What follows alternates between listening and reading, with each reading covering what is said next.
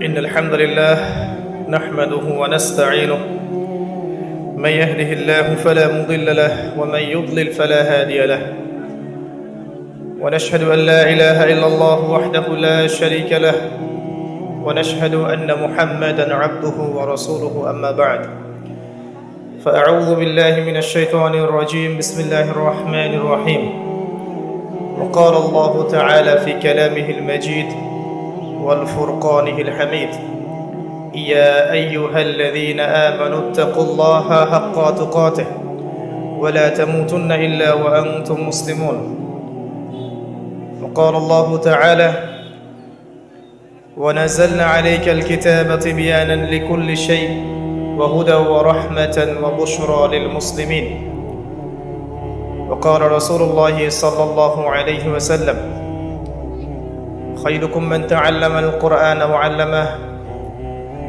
وإن الله يرفع بهذا الكتاب أقواما ويضع به الآخرين قال عليه السلام القرآن حجة لك أو عليك رب اشرح لي صدري ويسر لي أمري واحلل عقدة من لساني يفقه قولي اللهم فقهنا في الدين وعلمنا التأويل اللهم اجعلنا منهم الذين آمنوا وعملوا الصالحات وتواصوا بالحق وتواصوا بالصبر الحمد لله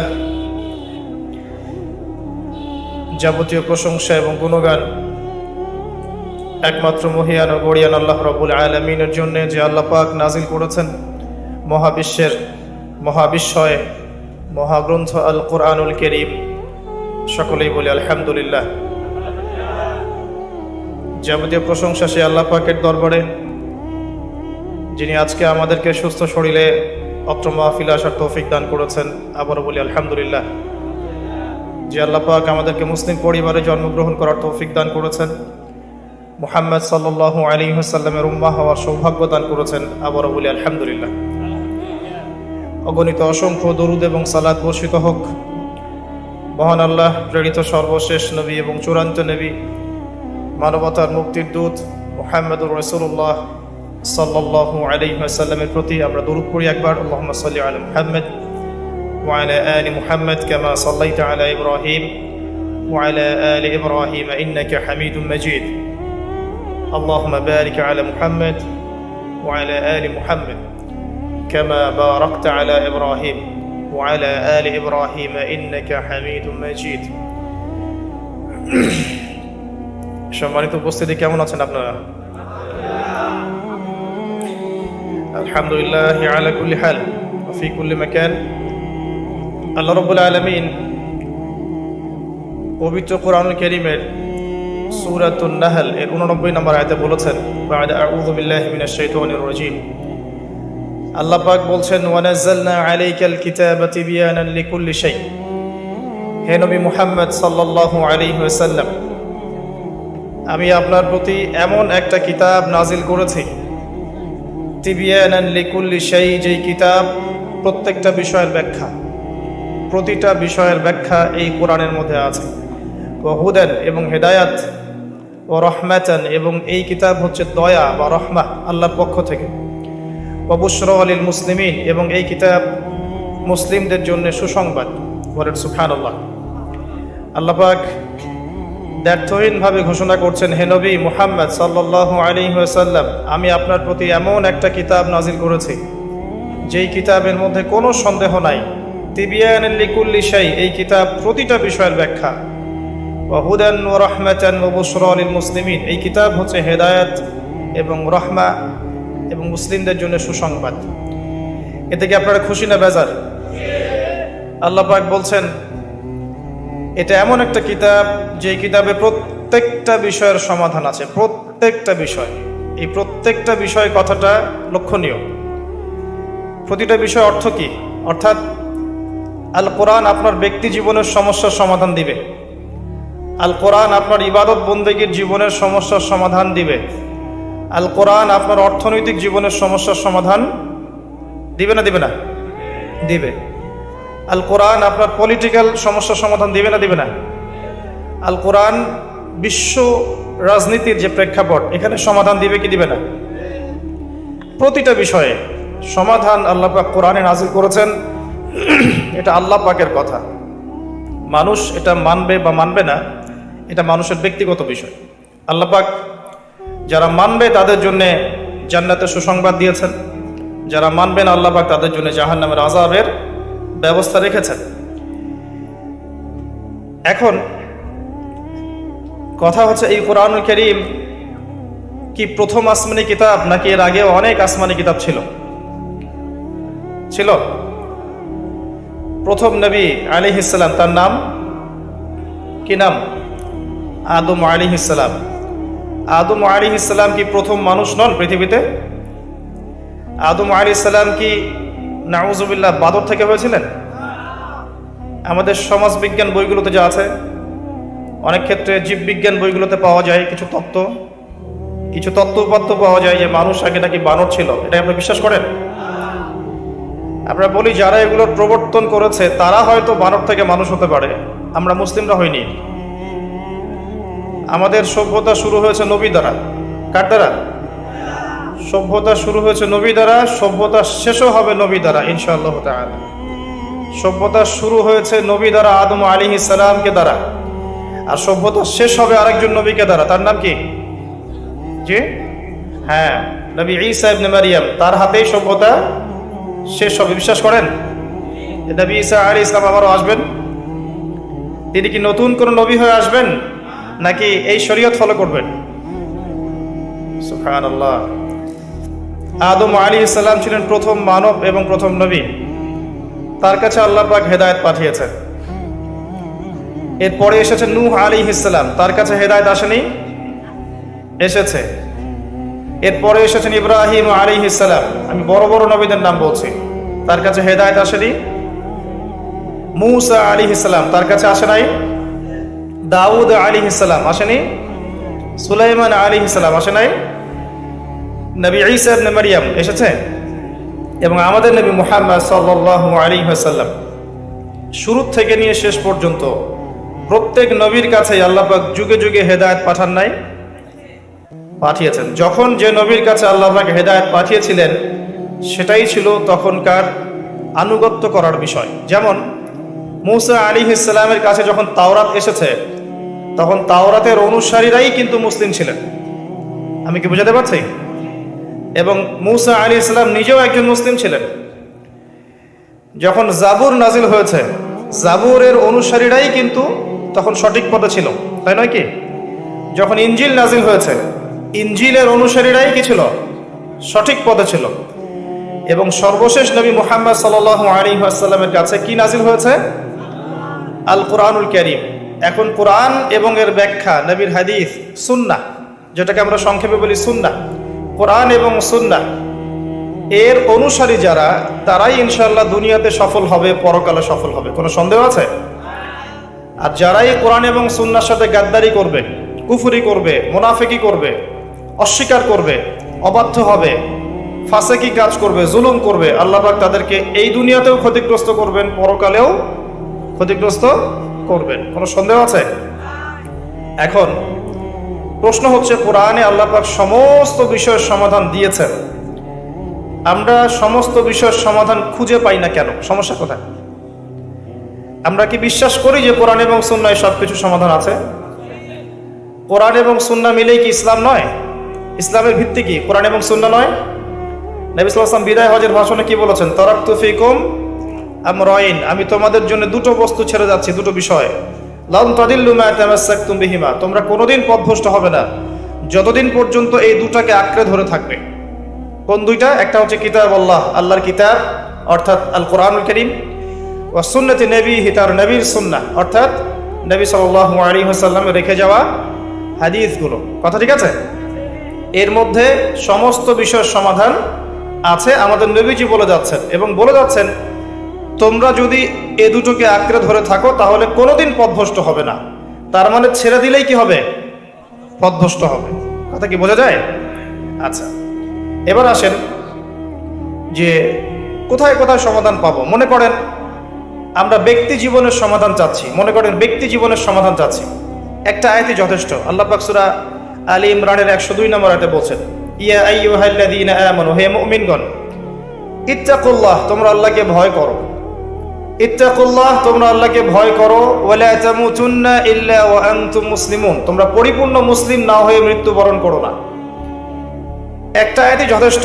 আল্লাহ বলছেন, হে ঈমানদারগণ, তোমরা যারা ঈমান এনেছো, তোমরা যারা আল্লাহ বিশ্বাস করো, মালায়েকায় বিশ্বাস করো, আসমানি কিতাবে বিশ্বাস করো, নবী রাসূলগণে বিশ্বাস করো, পরকালের জীবনে বিশ্বাস করো এবং তাকদীরের ভালো মন্দে বিশ্বাস করো, তোমরা যারা এই 6টা পিলারে বিশ্বাস করো, তাদেরকে আমি বলছি যে ইত্তাকুল্লাহ, তোমরা আল্লাহকে ভয় করো। তাকওয়া, ব্যক্তি জীবনের সমাধান কি? তাকওয়া। তাকওয়া মানে হচ্ছে আল্লাহ ভীতি।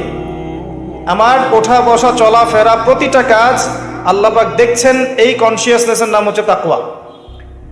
একটা রাস্তার মধ্যে কাঁটা বিছানো আছে, আমরা হাঁটার সময় সাবধানে হাঁটি, ঠিক একইভাবে জীবনের চলার পথে বিভিন্ন রকম পাপের প্রলোভন থাকবে, সুদের, ঘুষের, জেনার, ব্যভিচারের প্রলোভন থাকবে, পাশ কাটিয়ে এড়িয়ে যাওয়ার নাম কি?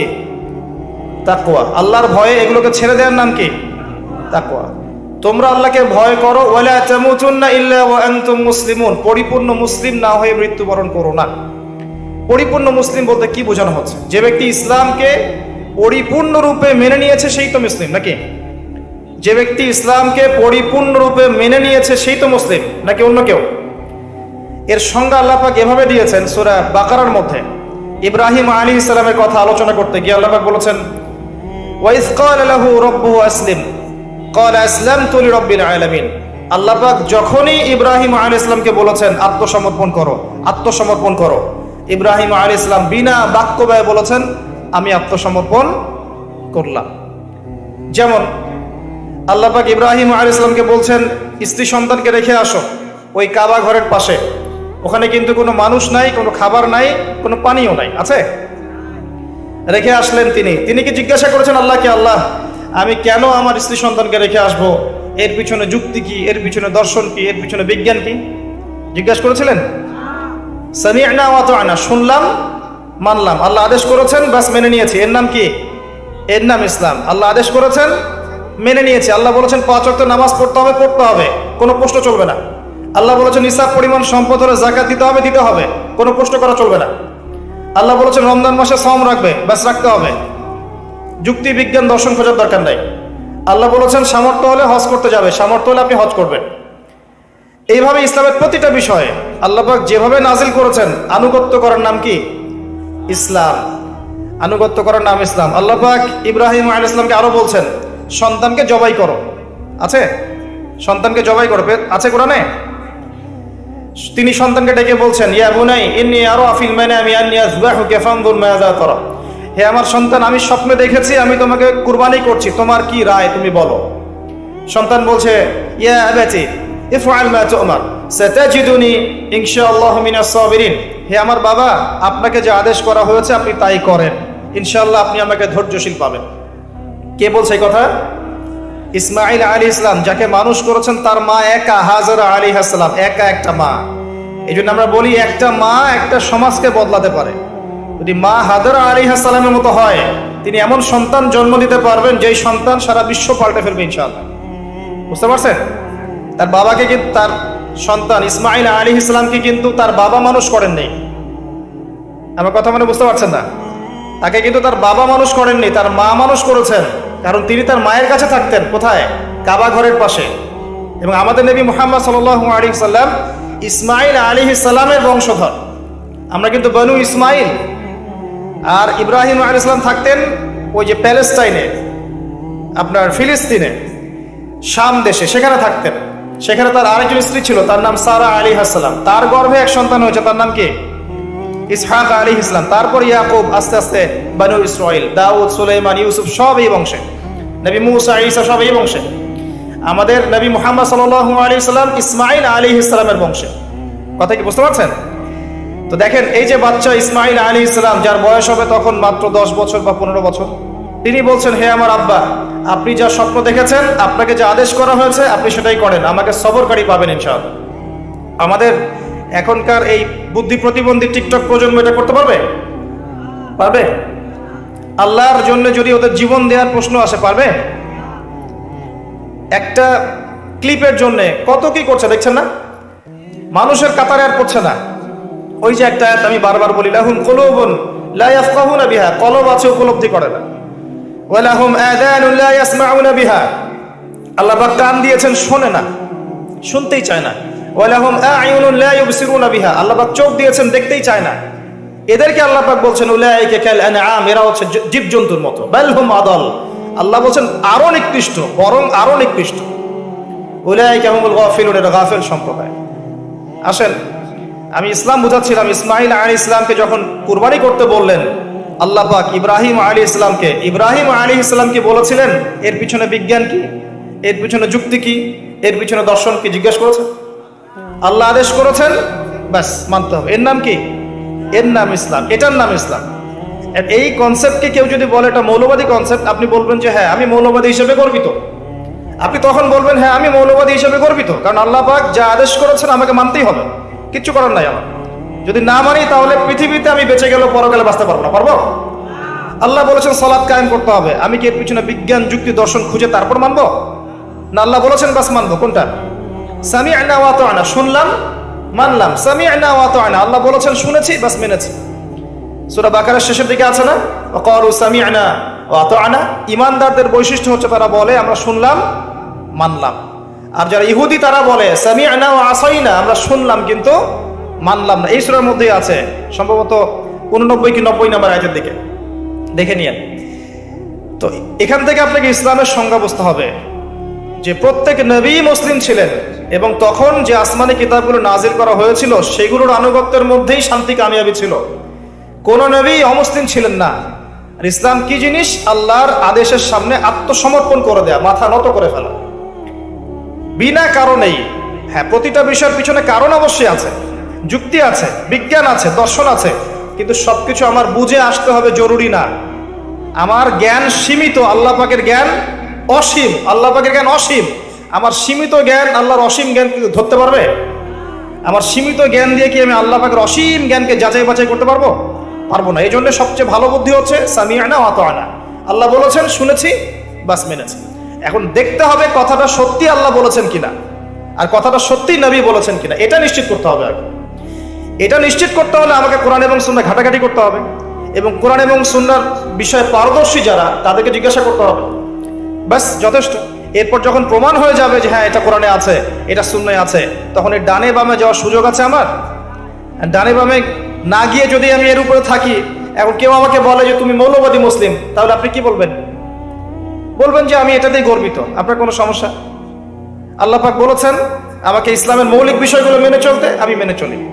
আর কোনো বিষয়ের মৌলিক বিষয় না মেনে চললে সে ওই বিষয়ে দক্ষ হতে পারবে না। পারবে? কেউ যদি ডক্টর হতে চায়, ডক্টর, তো মেডিকেল সায়েন্সের মৌলিক বইগুলো পড়তে হবে না? মৌলিক মূলনীতি মেনে চলতে হবে না? কেউ যদি ভালো ইঞ্জিনিয়ার হতে চায়, তাকে ইঞ্জিনিয়ারিং সায়েন্সের মূলনীতি মেনে চলতে হবে না? কেউ যদি ভালো পলিটিশিয়ান হতে চায়, তাকে রাজনীতির মূলনীতিগুলো মেনে চলতে হবে না? একজন সুনাগরিক হতে চায়, তাকে রাষ্ট্রের সংবিধানের মূলনীতি মেনে চলতে হবে না? নাহলে সুনাগরিক হতে পারবে? অতএব আপনাকেও ভালো মুসলিম হতে হলে, জান্নাতি মুসলিম হতে হলে কোরআন সুন্নাহর মূলনীতি মেনে চলতেই হবে। কথা কি বুঝতে পারছেন? এই মূলনীতি মেনে চলা কি পাপ, না মেনে না চলাটা পাপ? এখন ইসলামের বিষয়ে কয়েকটা কথা। ইসলাম আল্লাহ পাকের কাছে একমাত্র গ্রহণযোগ্য দিন। এই ইসলামটা আল্লাহ পাকের কাছে একমাত্র গ্রহণযোগ্য দিন, অন্য কোনো দিন আল্লাহর কাছে গ্রহণযোগ্য নয়। কোথায় আছে? সূরা আলে ইমরান আয়াত নাম্বার 19, আল্লাহ পাক বলছেন ইন্না দীনা ইনদাল্লাহিল ইসলাম, আল্লাহর কাছে একমাত্র গ্রহণযোগ্য দিনের নাম কি? ইসলাম। এখন ইসলাম কি শুধু একটা ধর্ম না একটা জীবন ব্যবস্থা? ইসলামে কি সবকিছু সমাধান আছে না নাই? তাহলে ইসলাম একটা শুধু কৃষ্টি কালচারের নাম নয়, বরং একটা কমপ্লিট কোড অফ লাইফ। আপনার পুরো জীবনের সবকিছু এখানে আছে। এখন আপনি এটা মেনে নিয়েছেন যে ইসলামের সবকিছুর সমাধান আছে, কিন্তু আমল করতে গিয়ে আপনি পারছেন না। আমল করতে গিয়ে পারছেন না, আমল করতে গিয়ে ঘাটতি হচ্ছে, কখনো কবিরা গুনাহ হচ্ছে, কখনো আপনি অর্থনৈতিক জীবনে সুদ খেয়ে ফেলছেন, কখনো অন্য কিছু করে ফেলছেন, কিন্তু আপনার বিশ্বাস আছে, আকীদা ঠিক আছে যে কোরআন এবং সুন্নাহে ইসলামের সবকিছুর সমাধান আছে। আল্লাহ চাইলে আপনার সমস্ত গুনাহ আল্লাহ মাফ করতে পারেন। কথা বুঝতে পারছেন না? আপনি বিশ্বাস ঠিক আছে আপনার, যে আপনি বিশ্বাস করেন, আকীদা ঠিক আছে আপনার, যে আপনি বিশ্বাস করেন কোরআন সুন্নাহ ইসলামের সব কিছু সমাধান আছে। এখন আমল করতে গিয়ে আপনি পারছেন না, দুনিয়ার কারণে হোক, ফিতনার কারণে হোক, দুনিয়ার স্বার্থের কারণেই হোক, ইত্যাদি ইত্যাদি। আল্লাহ চাইলে আপনার এই পাপগুলো মাফ করতে পারেন। কিন্তু একজন ব্যক্তির আকীদাই গলদ, সে মনে করে ইসলামে সব নাই, ইসলামে সবকিছু নাই, কোরআন সুন্নাহয় সবকিছু নাই, এটা এই যুগে চলে না ওই যুগে চলতো, এরকম তার মনে করে, এরকম মানসিকতা তার পথ চলতে গিয়ে গুনাহ হয়ে গেল, আল্লাহ পাক কি সেই ভুল ত্রুটি মাফ করবে? আকীদাই তো ঠিক নাই, আগে বেসিক ঠিক করতে হয়। তাই আমরা জীবনে কতটুকু আমল করতে পারি না পারি সেটা পরের কথা, আগে আকীদা ঠিক করতে হবে যে কোরআন সুন্নাহয় সবকিছু সমাধান আছে। এবার আপনি ইসলামে আসলেন, এসে দেখলেন এর ভিত্তি দুইটা, কোরআন এবং সুন্নাহ। আরেকটা হাদিসের মধ্যে আপনি পাবেন, হাদিসে জিবরিলের মধ্যে, এখানে আপনি দেখবেন ইসলামের পিলার হচ্ছে পাঁচটা। কয়টা? পাঁচটা। এক নম্বর, আনতাশহাদা আল্লা ইলাহা ইল্লাল্লাহ ওয়া আন্না মুহাম্মাদুর রাসূলুল্লাহ। এক নম্বর ইসলামের পিলার হচ্ছে আপনাকে সাক্ষ্য দিতে হবে যে আল্লাহ ছাড়া কোনো মাবুদ নেই, আল্লাহর তাওহীদের সাক্ষী দিতে হবে, এবং মুহাম্মদ সাল্লাল্লাহু আলাইহি ওয়াসাল্লাম আল্লাহর বান্দা এবং রাসূল, অর্থাৎ তাওহীদ এবং রিসালাতের সাক্ষ্য আগে দিতে হবে, এটা এক নাম্বার। দুই নাম্বার, ওয়ান তুকিমাস সালাহ, এবং তুমি 5 ওয়াক্ত সালাত আদায় করবে। কালিমার সাক্ষ্য দেওয়ার পরেই মুসলিমের দায়িত্ব হচ্ছে 5 ওয়াক্ত সালাত কায়েম করা। সালাত নাই, ইসলাম নাই। কেউ যদি মনে করে আমি নামাজ পড়ি না তারপরে মুসলিম, এটা একটা ডাহা মিথ্যা কথা। নামাজ না পড়লে কেউ মুসলিম থাকে না। নামাজ কেউ যদি ছেড়ে দেয়, মান তারাকা সালাতান মুতাআম্মিদান ফাকাদ কাফার, নবী সাল্লাল্লাহু আলাইহি ওয়াসাল্লাম বলেছেন, কোনো ব্যক্তি যদি সালাতকে ইচ্ছা করে ছেড়ে দেয়, কোনো ব্যক্তি যদি নামাজকে ইচ্ছা করে ছেড়ে দেয়, সে ব্যক্তি কুফরি করে। ফাকাদ কাফারা বাইনার রাজুলি ওয়া বাইনাশ শিরকি ওয়াল কুফর তারকুস সালাহ, হাদিসে এসেছে। একজন মুসলিম বান্দা আর একজন মুশরিক কাফেরের মধ্যে পার্থক্যই হচ্ছে নামাজ। নামাজ নাই, ইসলাম নাই। বাংলাদেশে অনেকে মানুষ মনে করে যে নামাজ না পড়লেও মানুষ মুসলিম থাকে। আরব কান্ট্রিতে এটা মনে করে না, ওরা মনেই করে না নামাজ না পড়লে কেউ মুসলিম থাকতে পারে। হ্যাঁ, এখানে দুটো বিষয় আসতে পারে। একজন ব্যক্তি আকীদা রাখে যে নামাজ পড়াটা ফরজ, এরপরে পড়ছে না অলসতা করে, একে আমরা ফাসেক জালেম বলতে পারি। আরেকজন ব্যক্তির আকীদা হচ্ছে নামাজ না পড়লেও চলে, একে সুস্পষ্ট কুফরি ফতোয়া দিতে হবে, নামাজ না পড়লে মুসলিম থাকে না। দুই নাম্বার পিলার সালাত। তিন নাম্বার, ওয়ান তুতিয়াজ যাকাত, তুমি যাকাত প্রদান করবে। যাকাত কি? নিসাব পরিমাণ সম্পদ হয়ে গেলে আপনাকে 2.5% যাকাত দিতে হবে, যেটা অনেক মুসলিমই দেয় না। অনেক মুসলিম নামাজ পড়ে যাকাত দেয় না। অনেকে মনে করে নামাজটা ফরজ, যাকাতটা ফরজ নয়। অনেকে মনে করে যাকাত নফল, মনে করে দিলে দিলাম না দিলে নাই। এটা আপনার উপর ফরজ করা হয়েছে। যাকাত অস্বীকার করলে সেও কাফের হয়ে যাবে। যাকাত কেউ যদি অস্বীকার করে সেও কাফের হয়ে যাবে। ওয়ান তুতিয়াজ যাকাত, তারপর ওয়া তাসুমা রমাদান, রমজান মাসে সওম রাখবে। এই যে রমজান মাস এসেছে, রমাদান মাসে সওম রাখবে, 30টা সওম রাখবে। সওম মানে শুধু না খেয়ে থাকা নয়, পানি ছেড়ে দেওয়ার নাম নয়, আর স্ত্রী সহবাস ছেড়ে দেওয়ার নাম নয়। সওম মানে হচ্ছে আল্লাহ পাকের যাবতীয় নিষেধকে ছেড়ে দেওয়ার নাম। সওম রেখে, রোজা রেখে কেউ যদি ঘুষ খায়, জেনা করে, মানুষকে ঠকায়, মাপে কম দেয়, মিথ্যা বলে, অশ্লীল কাজ করে, তার কি রোজা হবে? যে কোনো আলেমকে জিজ্ঞাসা করেন, তার কি রোজা হবে? রোজা রেখে কেউ যদি গীবত করে, তাও তো রোজা ভেঙে যাবে। রোজা রেখে কেউ যদি গীবত করে, বেপরদায় চলে, অশ্লীল কথা বলে, গালিগালাজ করে, তাও তো রোজা ভেঙে যায়। আর রোজা রেখে কেউ যদি দুর্নীতি করে, ঘুষ খায়, সুদ খায়, তাহলে রোজা থাকবে? রোজার মানে হচ্ছে তাকওয়া অবলম্বন করা, লাআল্লাকুম তাত্তাকুন, অর্থাৎ আল্লাহ পাকের আদেশ নিষেধগুলো মেনে চলা। খাবার যেমন ছেড়ে দিয়েছি, পানাহার ছেড়ে দিয়েছি, স্ত্রী সহবাস ছেড়ে দিয়েছি, হালাল ছিল তাও ছেড়ে দিয়েছি। এগুলো হালাল ছিল আমার উপরে, ছেড়ে দিয়েছি, তাহলে হারামগুলো ছাড়তে হবে না? হারামগুলো ছেড়ে দেওয়ার নাম হচ্ছে সওম। আমি অনেক লেকচারে বলেছি এই সিজনে, আপনাদেরকে আরেকবার রিপিট করছি, সওম রেখে 5 ওয়াক্ত নামাজ ছাড়বেন না। সওম রেখে তারাবির নামাজ জামাতে পড়ার চেষ্টা করবেন। রোজা রেখে বেশি বেশি দোয়া করবেন, বেশি বেশি জিকির করবেন, বেশি বেশি কোরআন তেলাওয়াত করবেন। রোজা রেখে মানুষের সাথে কম কথা বলবেন, আড্ডা পিটাবেন না, হোটেলে দোকানে এগুলো আড্ডা পিটাবেন না, বিনা প্রয়োজনে বাসার বাইরেই বের হবেন না। বেশি থেকে বেশি আপনি পড়ার টেবিলে বসে থাকবেন, জিকির করবেন, জায়নামাজে থাকবেন। বিশেষ প্রয়োজন হলে আপনি বাজারে আসবেন, বাজার শেষ দ্রুত বাসায় চলে যাবেন। রমজান মাসটাকে দুনিয়ার কাছ থেকে ফারেক হয়ে পরকালের দিকে ফোকাস করবেন। নিজের পাপগুলোর লিস্ট করে ফেলবেন, এগুলোর জন্য তওবা করবেন। যাকাত দিয়ে দিবেন রমজান মাসে, বেশি বেশি দান সাদাকা করবেন, বেশি বেশি মানুষকে ইফতার করাবেন রমজান মাসে। অসহায় এতিমদের খবর নেবেন, বিধবাদের খোঁজ নেবেন। রমজান মাসে যারা খেতে পারছে না, ওদের ঘরে ইফতারের প্যাকেজ পৌঁছে দিবেন। সামাজিকভাবে হোক, সংগঠনের মাধ্যমে হোক, মসজিদের মাধ্যমে হোক, মাদ্রাসার মাধ্যমে হোক, মানুষের ঘরে ঘরে ইফতার পৌঁছে দিবেন। প্রয়োজনে ঈদের বাজার পৌঁছে দিবেন। আমি বলেছিলাম ঈদের বাজার এবং রমজানের বাজার আগেই করে রাখেন। রমজান মাসে বেশি বেশি বাইরে যাবেন না, রোজা রেখে বেশি খাবেন না, ইফতারে রোজা রেখে বেশি বেশি ইফতারে খাবেন না, সেহরিতে বেশি বেশি খাবেন না। লাইলাতুল কদর পাওয়ার চেষ্টা করবেন, শেষের দশক ইতিকাফ করার চেষ্টা করুন মসজিদে। আর যদি এটা না করতে পারেন তাহলে শেষের দশকের বিজোড় রাতগুলো 21, 23, 25, 27, 29 আপনি বাসায় রাত জাগবেন, পরিবারবর্গকে জাগাবেন। এর মধ্যেই লাইলাতুল কদর আছে। এক রাত ইবাদত করলে আপনি 1000 মাসের নেকি পাবেন ইনশাআল্লাহ তাআলা। সবচেয়ে বড় কথা, এই মাসে আল কোরআন নাজিল হয়েছে। শাহরুর রমাদান আল্লাযী উনজিলা ফীহিল কোরআন, এটাই সেই মাস যেই মাসে কোরআন নাজিল হয়েছে। রমজান মাস এই কারণে মহিমান্বিত যে এই মাসে কোরআন নাজিল হয়েছে। ইন্না আনজালনাহু ফী লাইলাতুল কদর, এই মাসে কোরআন নাজিল হয়েছে। অতএব এই মাসকে কোরআনের সময় দিতে হবে, এই মাসকে কোরআনময় করে ফেলবেন। যারা কোরআন তেলাওয়াত করতে জানেন না, এই মাসে কোরআন তেলাওয়াত করা শিখবেন। যারা কোরআন তেলাওয়াত করতে পারেন, এই মাসে একবার করে খতম দিবেন, প্রতিদিন 1 পারা করে পড়বেন, 30 দিনে 30 পারা, 1 খতম। যারা হাফেজ আছেন, এই মাসে কোরআনটাকে আবার রিভিউ করবেন, চর্চা করবেন, আবার রিগাইন করবেন। আবার যারা কোরআনের আরবি বোঝেন, ব্যাকরণ বোঝেন, তাফসির জানেন, তাদের উচিত হবে এই মাসে পুরো কোরআনটাকে শুরু থেকে শেষ পর্যন্ত তাফসিরগুলো পড়ে ফেলা, অন্তত একবার পড়ে ফেলা। যারা আমরা কোরআন নিয়ে 2-4টা কথা বলতে পারি, উচিত হবে কোরআনের দার্স মানুষকে দেয়া। প্রত্যেক দিন আসর থেকে মাগরিব পর্যন্ত মসজিদে দার্স হবে, মসজিদে সবাই একসাথে ইফতার করবেন, এরকম ট্রেডিশন আপনার সংস্কৃতি চালু করে ফেলেন। রমজান মাসে কোরআনকে সময় দেন, কোরআনের দাওয়াত মানুষের কাছে পৌঁছান, শেখান। ওই হাদিসের উপর আমল হবে, খায়রুকুম মান তাআল্লামাল কোরআন ওয়া আল্লামাহ, তোমাদের মধ্যে সবচেয়ে শ্রেষ্ঠ ব্যক্তি তারাই যারা কোরআন নিজে শেখে অপরকে শেখায়। রমাদান মাসে এগুলো করতে হয়। এভাবে রমজানকে উপভোগ করতে পারেন, তখন দেখবেন ঈদের দিন আপনি ফিল করছেন যে আল্লাহ পাক আপনাকে মাফ করে দিয়েছেন ইনশাআল্লাহ। কাকে আল্লাহ মাফ করবেন? এই যে আয়াত আছে কোরআনে, ক্বাদ আফলাহা মান তাযাক্কা ওয়া যাকারা ইসমা রাব্বিহি ফাসাল্লা। ক্বাদ আফলাহা মান তাযাক্কা, সেই ব্যক্তি সফল হয়েছে যেই ব্যক্তি আত্মশুদ্ধি অর্জন করেছে। রমজান মাসে এই আমলগুলো করার মধ্য দিয়ে আত্মশুদ্ধি অর্জন করেছে। ওয়া যাকারা ইসমা রাব্বিহি ফাসাল্লা, এবং সকালবেলা উঠে, ঈদের দিন সকালে উঠে আল্লাহর তোমার রবের নাম স্মরণ করতে করতে ঈদগাহে গিয়েছে সালাত আদায় করার জন্য।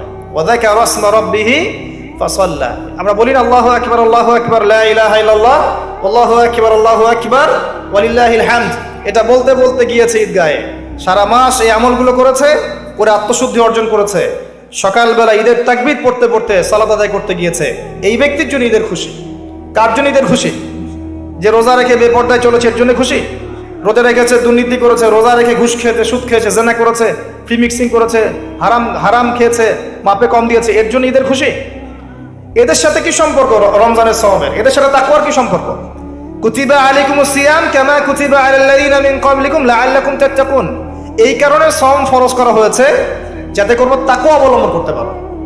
ঠিক তোমাদের পূর্ববর্তীদের উপরেও সিয়ামকে ফরজ করা হয়েছিল একটা উদ্দেশ্যে, লাআল্লাকুম তাত্তাকুন, যাতে করে তোমরা তাকওয়া অবলম্বন করতে পারো। ওই যে প্রথমে একটা বলেছে, ইত্তাকুল্লাহা হাক্কা তুকাতিহি ওয়া লা তামুতুন্না ইল্লা ওয়া আনতুম মুসলিমুন, হে মুমিনগণ তোমরা তাকওয়া অবলম্বন করো এবং পরিপূর্ণ মুসলিম না হয়ে মৃত্যুবরণ করো না। এটা 4 নম্বর পিলার। আর 5 নম্বর হচ্ছে সামর্থ্য হয়ে গেলে হজ করবে। সামর্থ্য না হলে হজ করা আপনার উপরে ফরজ নয়। আলহাজ টাইটেলের জন্য হজ করতে হবে না। সামর্থ্য হয়ে গেছে, এখন হজ করবেন। আর হজে গিয়ে আনুষ্ঠানিকতা শেখার চাইতে ইব্রাহিম আলাইহিস ভালো। হজের প্রতিটা কাজের বেশিরভাগের সাথেই ইব্রাহিম আলাইহিস সালামের সুন্নাহ জড়িত আছে। কাবা ঘর কে নির্মাণ করেছেন? বাপ বেটা ইব্রাহিম আলাইহিস সালাম, ইসমাঈল আলাইহিস সালাম। সাফা মারওয়া সাই করেন, কার সুন্নাহ এটা? ওই যে হাজরা আলাইহিস সালাম, একজন মায়ের সুন্নাহ। সন্তানকে পানি পান করানোর জন্য এক পাহাড় থেকে আরেক পাহাড় দৌড়ে বেরিয়েছেন 7 বার।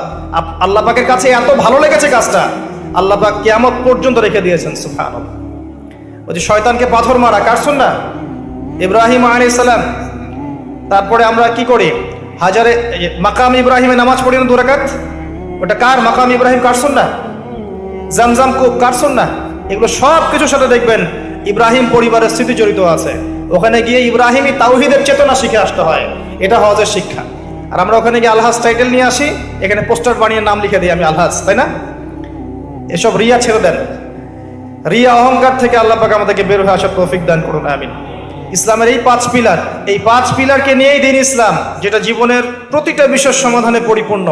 আল্লাহ পাক এখন বলছেন, এখন বলছেন একই সূরায়, সূরা আল ইমরানের মধ্যেই 83 এবং 85 নম্বর আয়াতে আল্লাহ পাক আরো বলছেন, ওয়া মা ইয়াবতাগি গায়রাল ইসলামি দীনান ফালা ইউকবাল মিন, এই পরিপূর্ণ দ্বীন ইসলাম বাদ দিয়ে কেউ যদি অন্য কোনো দিন তালাশ করে, অন্য কোনো জীবন ব্যবস্থা তালাশ করে, অন্য কোনো দর্শন তালাশ করে, ফালা ইউকবাল মিন, তার কাছ থেকে কোশ্চিন কালেও কোনো আমল কবুল করা হবে না।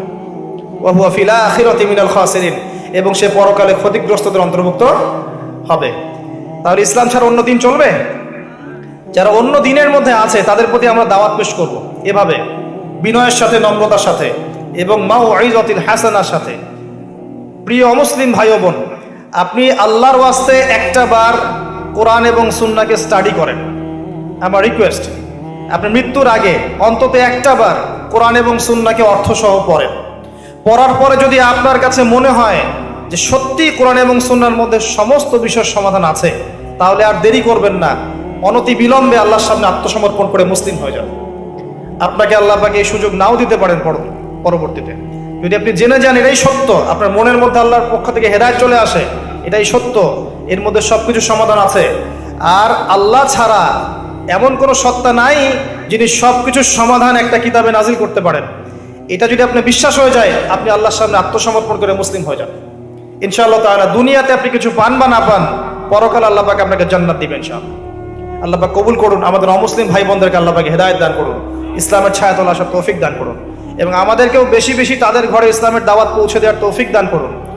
আমরা এই দাওয়াতি কাজ ছেড়ে দিয়েছি বলে আপনার আমার ঘরে দেখবেন অন্য কিতাব ঢুকছে, এখন ঢুকছে না? আমরা কোরআন অন্যের ঘরে ঢুকানো বন্ধ করেছি, অন্যের ঘর থেকে অন্য কিতাব আমাদের ঘরে ঢুকছে না? এখন খবর তো জানেন না আপনারা, কত মানুষ যে দিন দিন বাংলাদেশে অমুসলিম হচ্ছে আপনি জানেন? খবর আছে আপনার? খবর থাকবে কিভাবে? ওরা তো আর আমাদের মতো শোডাউন করে না। একজনকে যদি মুসলিম থেকে খ্রিস্টান বানায়, তারা ফেসবুক লাইভে এসে বলে না যে আজকে আমি খ্রিস্টান বানিয়েছি, একজনকে অমুককে আমি খ্রিস্টান বানিয়েছি, এই সেলফি একটা তুলে দেয় না যে অমুককে আজকে খ্রিস্টান বানালাম। যে কাজগুলো আমরা করি আর কি, বুদ্ধিবৃত্তিক ভাবে আমরা পরাজিত। আমাদের কোনো ইস্যু লাগে না, বিনা ইস্যুতেই অনলাইন তোলপাড়। ইস্যু থাকলেও তো মাশাআল্লাহর কোনো কথাই নাই, ইস্যু না থাকলেও তৈরি করে অনলাইন তোলপাড়। আর আমরা যতটা না করি তার চেয়ে বেশি ফাটাই বেড়াই। আর তারা কাজ করতে থাকে, মানুষকে বলে না, নীরবে কাজ করতে থাকে। আস্তে আস্তে দেখতে থাকেন ভবিষ্যতে কি হয়। আল্লাহ পাক আমাদেরকে রক্ষা করুন, আমিন। যে বিষয়টা বলছিলাম, আমি এখান থেকে আলোচনা শেষের দিকে আসি। এই ইসলাম আল্লাহর কাছে একমাত্র গ্রহণযোগ্য দিন, এটা ছাড়া অন্য কোনো দিন কেউ যদি তালাশ করে, কোশ্চিন কালেও তার কাছ থেকে কবুল করা হবে না। এখন আমি বলতে চাচ্ছিলাম যে প্রত্যেক যুগে যুগেই আল্লাহ পাক যে নবী রাসূলগণকে প্রেরণ করেছেন, সবাই কি ছিলেন? সবাই মুসলিম ছিলেন। এখন সর্বশেষ নবী মুহাম্মদ সাল্লাল্লাহু আলাইহি ওয়াসাল্লাম, তার কাছে আল্লাহ পাক 23 বছরে আল কোরআন নাজিল করেছেন। কত বছরে?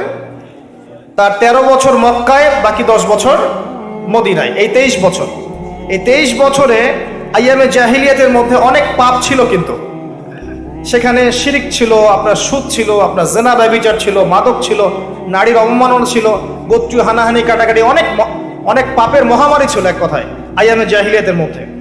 মাত্র 23 বছরের ব্যবধানে কোরআন এবং সুন্নাহর দাওয়াতের মধ্য দিয়ে নবী করিম সাল্লাল্লাহু আলাইহি ওয়াসাল্লাম এই পুরো আরবকেই পরিবর্তন করে দিয়েছেন। বলেন সুবহানাল্লাহ। 23 বছর পরে আপনি এখানে কোনো শিরিক পাচ্ছেন না, কোনো শিরিক নাই, কোনো বেদাত নাই, কোনো হারাম নাই, সুদ নাই, জেনা নাই, নারীর অবমাননাও নাই, গোত্রীয় হানাহানি কিছু নাই। মাত্র 23 বছর। এখন আমাকে বলেন, সেই আল্লাহ কি মারা গেছেন? নাউজুবিল্লাহ। সেই কিতাব কি নাই? সেই নবীর সুন্নাহ কি এখনো নাই? তাহলে সমস্যাটা কোথায়? আমরা জাহিলিয়াত দূর করতে পারছি না কেন? সমস্যাটা কোথায়? আল্লাহ আছেন, সেই কিতাবও এখন আমাদের কাছে আছে, সেই নবীর সুন্নাহ আমাদের কাছে আছে, আছে না? কিন্তু সমস্যাগুলো কোথায়? আমরা কি কারণে পরিবর্তন করতে পারছি না? আমি আমার ক্ষুদ্র জ্ঞানে আপনাকে কয়েকটা সমস্যা বলছি এবং ক্ষুদ্র জ্ঞানে কয়েকটা সলিউশন বলছি। আমি যা বলছি এটা চূড়ান্ত নয়, এরপরে এমন অনেক মানুষ আসবে ইনশাআল্লাহ যারা আরো ভালো সলিউশন দিতে পারবে। আমরা কিছুই না, বরং আমি এখানে যা বলছি অডিয়েন্সের মধ্যে এমন মানুষ থাকতে পারেন, অবশ্যই আছেন, যিনি আমার চেয়ে বেশি ভালো বোঝেন। জি, এটাই বাস্তবতা। এই চেয়ারগুলোতে যারা বসে তার চেয়ে অনেক জ্ঞানী মানুষ এই অডিয়েন্সের মধ্যে থাকে, থাকে না? থাকে। এখন ক্ষুদ্র জ্ঞানে আমি কিছু প্রবলেমস বলছি, কি কারণে হচ্ছে না। 1 নাম্বার হচ্ছে পড়াশোনার স্বল্পতা, জ্ঞানের স্বল্পতা, আমরা পরিপূর্ণ একটা কনস্ট্রাকটিভ সিলেবাসে পড়াশোনা করতে পারছি না। মুসলিমদের কথা বলছি, আমি আমাদের সমস্যার কথা বলছি। আমি অমুসলিমদের দিকে আঙ্গুল তুলিনি। ইসলামের শত্রুরা কি করছে ওই দিকে আমি দেখতে যাচ্ছি না। এখন আমি আমাদের প্রবলেমের কথা বলছি। আমরা পরিপূর্ণ সিলেবাস অনুযায়ী পড়াশোনা করতে পারছি না। আপনি খেয়াল করে দেখেন, আপনি জেনারেল লাইনে পড়েছেন 20 বছর 25 বছর, আপনি কি 25টা সূরা জানেন? অনেস্টলি বলেন, 25টা সূরা অর্থসহ বলতে পারবেন? নাম বলতে পারবেন 25টা সূরার? 25 জন নবী রাসূলের নাম জানেন? 25 জন সাহাবীর নাম জানেন? 25টা হাদিস কি আপনার পেটে বোম মারলেও বের হবে? আপনি 25 বছর পড়েছেন, আমরা পড়ি নাই? 20 বছর 25 বছর, যারা মাস্টার্স করেছেন, BBA করেছেন, ডক্টরেট করেছেন, পড়েন নাই? নিজেকে অনেস্টলি প্রশ্ন করেন, তাহলে আপনি কি করলেন 25 বছর? আসলে কিসের পিছনে ছুটলেন? একটা সার্টিফিকেট পেয়েছেন, একটা ভালো জব পেয়েছেন, আপনার বাড়ি হয়েছে, আপনার গাড়ি হয়েছে, আপনার স্ট্যাটাস হয়েছে, আপনার সুন্দর স্ত্রী আছে, এটাই কি যথেষ্ট আপনার জন্য? এজন্যই কি দুনিয়াতে এসেছি আমরা ভাই? এটা নিয়ে চিন্তা করেন। আবার যারা মাদ্রাসা লাইনে পড়ছি তারা সৌভাগ্যবান, তারা অ্যাটলিস্ট কোরআন এবং সুন্নাহর গভীর জ্ঞান অর্জন করছে, তাই না? কিন্তু এখানে কি হিস্ট্রির যথেষ্ট বই আছে? ইতিহাস, ইসলামের ইতিহাস, world history, geopolitics, economics, philosophy, যে সাবজেক্টগুলো মুসলিমরাই জন্ম দিয়েছিল। সায়েন্স, সায়েন্সের জনক কারা? মুসলিম না অমুসলিমরা? সায়েন্সের জনক আমরা, এটাই বলতে আপনি কি ভয় পান? সায়েন্সের জনক কারা? আল-কেমির নাম শুনেছেন? শুনেছেন? জাবর ইবনে হাইয়ানের নাম শুনেছেন? ইবনে সিনার নাম শুনেছেন? ইনারা তো আপনার এই যে মেডিকেল সায়েন্স, কেমিস্ট্রি, এগুলোর জনক, ম্যাথামেটিক্সের জনক। তো আমরা পিছিয়ে পড়লাম কেন? এখন কি আমরা শুধু কোরআন এবং সুন্নাহ এর মধ্যেই পড়ে থাকবো, নাকি সমসাময়িক উপকারী জ্ঞানগুলোর দরকার আছে? দরকার নাই? প্রযুক্তিগত জ্ঞানের দরকার নাই? আমার ভাষাগত জ্ঞানের দরকার নাই? আমার অর্থনীতির জ্ঞানের দরকার নাই? আমার জিওপলিটিক্স, ওয়ার্ল্ড অ্যাফেয়ার্স বুঝতে হবে না? ওয়ার্ল্ড পলিটিক্স বুঝতে হবে না? পলিটিক্যাল সায়েন্সের জ্ঞানের দরকার নাই? এই সাবজেক্টগুলো কি সেকুলার সাবজেক্ট না ইসলামিক সাবজেক্ট? এই সাবজেক্টগুলোকে কারা সেকুলার সাবজেক্ট বলছেন? অহেতুক, এটা অহেতুক কথা, এটা সেকুলার সাবজেক্ট নয়। এই সাবজেক্টগুলো আমাদের কোরআন সুন্নাহকে ডিল করতে সাহায্য করে। এই সাবজেক্টগুলো দিয়ে যখন আপনি কোরআন সুন্নাহকে ঘাটাঘাটি করে ডিল করবেন, তখন আপনি হবেন এই বিশ্বের সবচেয়ে বড় আলেম ইনশাআল্লাহ তাআলা। তাই হবেন না? একজন ব্যক্তি যার কাছে এই সবগুলো বিষয়ের জ্ঞান আছে এবং কোরআন সুন্নাহরও জ্ঞান আছে, এই ব্যক্তির জ্ঞান কি 8-10 জনের চেয়ে সমান হবে? বলেন তো, এই ব্যক্তির জ্ঞান কি 8-10 জনের মতো হবে? নিঃসন্দেহে সে এগিয়ে আছে না? এগিয়ে আছে। তো আমরা এই জায়গায় জ্ঞান অর্জনে অনেক ক্ষেত্রেই ব্যর্থ হয়েছি। এটা মানেন আর না মানেন, এটাই সত্য কথা। অ্যাটলিস্ট আমি আমার বাসিরা দিয়ে এটাই দেখছি। আমি ভুল হতে পারি, ভুল হলে আল্লাহ আমাকে মাফ করুক, সঠিক হলে আল্লাহ পাক আমার কথাগুলো আপনাদের কলিজায় পৌঁছে দিন। আমি এখন পরিবর্তন সুযোগ নেই। এখন এমন একটা সিস্টেমে আপনি পড়ে গেছেন, এখানে আপনি পরিবর্তন করতে পারছেন না। এখন কি করবেন? এখন অপশন হচ্ছে, আপনার কাছে খুব অল্প অপশন আছে। এক, জেনারেল লাইনে যারা পড়ছেন এখানে পড়াশোনা করতেই থাকেন, পাশাপাশি আপনি আলেম ওলামার সহবতে গিয়ে একটা একটা করে সাবজেক্ট শেষ করতে থাকেন। কোরআন, অ্যারাবিক ল্যাঙ্গুয়েজ, আরবি সাহিত্য, আরবি গ্রামার, হাদিস, ফিকহ, একটা একটা করে সাবজেক্ট পড়তে থাকেন তাদের কাছে। আগে কিন্তু সলফে সালিন এভাবেই পড়াশোনা করতেন। কারো কাছে কোরআন শিখেছেন, কারো কাছে তাফসীর, কারো কাছে উসুল, কারো কাছে আরবি ভাষা, কারো কাছে হাদিস, এভাবে না? নাকি তারা মাদ্রাসায় পড়তেন? তখন কি মাদ্রাসা ছিল? একজন একজন করে আলেমের কাছে গিয়ে গিয়ে তার এক একটা সাবজেক্ট শিখতেন। এটা এখনো চালু করা সম্ভব, এটা আপনারা লুফে নেন। এছাড়া জেনারেল ভাইদের দিন শেখার খুব একটা সুযোগ নাই। কিন্তু আপনি কি আবার মাদ্রাসায় পড়তে পারবেন? 20 বছর তো শেষ, আবার কি মাদ্রাসায় ভর্তি হতে পারবেন? পারবেন না। এই হচ্ছে সমস্যা। তো সমস্যাগুলো ফাইন্ড আউট করেন। প্রথম সমস্যা জ্ঞানতাত্ত্বিক সমস্যা, এবং আরেকটা বড় সমস্যা হচ্ছে কোরআন সুন্নাহর জ্ঞান হাতে নিয়েও আমি বিশ্বকে চ্যালেঞ্জ করতে পারি নাই। যখন আমি কোরআন সুন্নাহর আংশিক জ্ঞান অর্জন করেছি এবং এর সাথে সমসাময়িক উপকারী জ্ঞানগুলো অর্জন করি নাই, তখন এই জ্ঞান দিয়ে আপনি বিশ্বকে চ্যালেঞ্জ করতে পারছেন না, বরং বিশ্বের কুফরি শক্তিগুলো আপনাকে চ্যালেঞ্জ করে বসছে। তাই হচ্ছে না? এটা 1 নম্বর সমস্যা। 2 নম্বর সমস্যা হচ্ছে আমাদের জানা অনুযায়ী আমলের অভাব আছে। আমরা জানি অনেক কিছুই হয়তো বা, কিন্তু আমল করি না। জানা অনুযায়ী আমলের যথেষ্ট ঘাটতি আছে আমাদের মধ্যে। আল্লাহ পাক এটাকে দূর করার তৌফিক দান করুন। 3 নম্বর সমস্যা হচ্ছে আমাদের আত্মশুদ্ধির ঘাটতি আছে, ভিতরটা পরিষ্কার না। ভিতর বলতে কলব বোঝাচ্ছি, কলব। দেহটা অনেক পরিষ্কার পরিচ্ছন্ন টিপটাপ পরিপাটি হতে পারে, কলবটা পরিষ্কার না। কলবে নোংরা হিংসা দিয়ে ভর্তি, কলবের মধ্যে গীবত দিয়ে ভর্তি, পরশ্রী কাতরতা দিয়ে ভর্তি, অহংকার দিয়ে ভর্তি, রিয়া দিয়ে ভর্তি, দুনিয়ার লোভ লালসা দিয়ে ভর্তি, এবং ভিতরে ভিতরে ইউসুফের ভাই হয়ে বসে আছে, ভিতরে ভিতরে ওই যে হাবিল আর কাবিল হয়ে বসে আছে। তো আত্মশুদ্ধি একটা বড় শর্ত ছিল, আত্মশুদ্ধির ক্ষেত্রে ঘাটতি আছে। আল্লাহ পাক আত্মশুদ্ধি অর্জন করার তৌফিক দান করুন, আমিন। এটা একটা সমস্যা। একটা সমস্যা হচ্ছে হারাম রিজিক। আমাদের ম্যাক্সিমামের রিজিকের মধ্যে সুদ ঢুকেছে, এখন সুদ ঢুকেছে, ঘুষ ঢুকে গেছে, হারাম ঢুকেছে, ঠকানো মাল ঢুকেছে, মাপে কম দেওয়ার মাল ঢুকেছে, ব্যবসায়ের সিন্ডিকেটের মাল ঢুকেছে, আমাদের রিজিকের মধ্যে হারাম ঢুকেছে। এই জন্য ইবাদত কবুল হচ্ছে না। অজু করেছে, অজুটা হয় নাই, নামাজটা কবুল হবে? বলেন তো, নামাজটা কবুল হবে? অজু করেছেন, অজু ঠিক নাই, অজু হয়নি, আপনি পরিষ্কার করে অজু করেন নাই আপনি, এখন এই অজু দিয়ে কি নামাজ হবে? এখন আপনি রিজিক খাচ্ছেন হারাম, হারাম রিজিক দিয়ে কি ইবাদত কবুল হবে? উত্তর দেন। এগুলো সমস্যা। আরো সমস্যা হচ্ছে পারিবারিক আদর্শ ঠিক নাই। দেখেন আমাদের ম্যাক্সিমাম পরিবারগুলোর দিকে তাকান, জাহান্নামের টুকরা এক একটা। পরিবারের মধ্যে না আছে তাওহীদ, না আছে সুন্নাহ, না আছে ইসলামিক সংস্কৃতি, না বাচ্চা কাচ্চারা জানে জীবনের উদ্দেশ্য কি। পরিবারের পিতারা আর ইব্রাহিমের মতো নয়, পরিবারের মায়েরা আর হাজরা আলাইহিস সালামের মতো নয়, যারা ইসমাইলের মতো সন্তান জন্ম দিতে পারে। পরিবারের বোনরা ফাতিমা রাদিয়াল্লাহু আনহার মতো পর্দাশীল নয়, পরিবারের স্ত্রীরা কিন্তু আয়েশা রাদিয়াল্লাহু আনহার মতো নয়, খাদিজা রাদিয়াল্লাহু আনহার মতো নয়। এমন পরিবার দিয়ে কিভাবে আপনি আগামী প্রজন্মকে নেতৃত্ব দেওয়া জেনারেশন তৈরি করবেন বলেন? ইল্লা মাশাআল্লাহ, এর বাইরে কিছু পরিবার আছে যারা এই আদর্শে বড় করছে। আল্লাহ পাক তাদেরকে কবুল করবেন ইনশাআল্লাহ তাআলা। আল্লাহ পাক কবুল করুন, আমিন। আর সমস্যা হচ্ছে আমরা আমাদের জায়গা থেকে ইসলামের খেদমত করতে চাচ্ছি না। আমরা দুনিয়াকে আগে প্রাধান্য দিচ্ছি, দিনকে পরে। সবার দায়িত্ব ইসলামের উপর আছে, শুধু আলেম ওলামার দায়িত্ব নয়, সবারই দায়িত্ব আছে। আপনার উপর ইসলামের দায়িত্ব আছে। ইসলামের কোনো ক্ষতি হলে আপনিও তো একটা অংশ বহন করবেন। যদি ইসলামের কোনো ক্ষতি হয়ে যায়, আপনার ক্ষতি হবে না? দিন কি শুধু এক শ্রেণীর মানুষের জন্য, না সবার? এই দিনের প্রতি মহব্বত সবার থাকা উচিত নয়? আল্লাহ পাক সবাইকেই কিছু না কিছু প্রতিভা দিয়েছেন। যে ব্যক্তি একজন পলিটিশিয়ান, সে সেখান থেকেই দিনের খেদমত করতে পারবে না? যে ব্যক্তি একজন প্রশাসনের কর্মকর্তা, সেখান থেকে সে ইসলামের খেদমত করতে পারবে না? যে ব্যক্তি একজন ডক্টর, সে সেখান থেকে পারবে, একজন ব্যবসায়ী সেখান থেকে পারবে, একজন আলেম সেখান থেকে পারবে, যে যার জায়গা থেকে দিনের খেদমত করতে পারবে না? আমরা কিন্তু এখানে দায়িত্ব ছেড়ে দিচ্ছি, মনে করছি দায়িত্ব শুধু ওলামায়ে কেরামের হাতেই, বা দায়িত্ব এক শ্রেণীর মানুষের জন্যই, আর বাকিরা সমালোচনায় ব্যস্ত আছে। কেউ কাজ করছে, ওই কাজের সমালোচনায় ব্যস্ত হয়ে আছে। আপনি নিজে করেন না ভাই, নিজে আসেন, নিজে একটা বই লিখেন। ফেসবুকে কিবোর্ড মুজাহিদ হওয়ার চাইতে নিজে একটা বই লিখেন, নিজে একটা বই লিখেন, নিজে একটা লেকচার দেন, নিজে 10টা বছর পড়েন, আরবি ব্যাকরণগুলো পড়েন, উসুলের বইগুলো পড়েন, ক্লাসিক্যাল মাদ্রাসার বইগুলো পড়েন। আপনি উলামায়ে কেরামের কাছে যান, কোরআন পড়া শেখেন, আগে বিশুদ্ধ করে কোরআনটা তেলাওয়াত করতে শিখেন। বড় বড় অনলাইনে কথা বলার আগে বিশুদ্ধ করে কোরআনটা তেলাওয়াত করতে শিখেন। উম্মার জন্য কিছু করেন। মানুষের দিকে আঙ্গুল তোলা সহজ, আর যারা কাজ করে ওদের দিকে আঙ্গুল তোলা সহজ, নিজে কাজ করা তো সহজ নয়। একটা বইয়ের জন্য কলম ধরিয়ে দেন, তারপর দেখেন না কয়টা লাইন বের হয়। একটা চেয়ারে বসায় দেন, তারপর দেখেন কয়টা লাইন বের হয় মুখ দিয়ে। কত কনস্ট্রাকটিভলি লেকচার দিতে পারে, নির্ভুলভাবে, একটা ভুলও হবে না। এমন কোনো মানুষ আছে পৃথিবীতে যার ভুল হবে না? এমন কোনো মানুষ পৃথিবীতে আছে যার ভুল হবে না?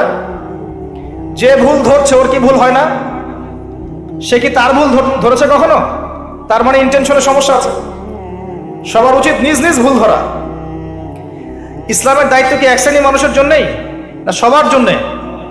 সবাই সবার জায়গা থেকে করলে পরে দিনের বিজয় হবে, অন্যথায় হবে না। সবাই সবার জায়গা থেকে করলে পরে দিনের বিজয় হবে। আল্লাহ পাক আমাদের সবাইকে যার যার জায়গা থেকে দিনের খেদমত করার তৌফিক দান করুন। অন্যের দিকে চোখ দেওয়ার আগে নিজে আমি দিনের জন্য কি করছি এটা ভাবার তৌফিক দান করুন।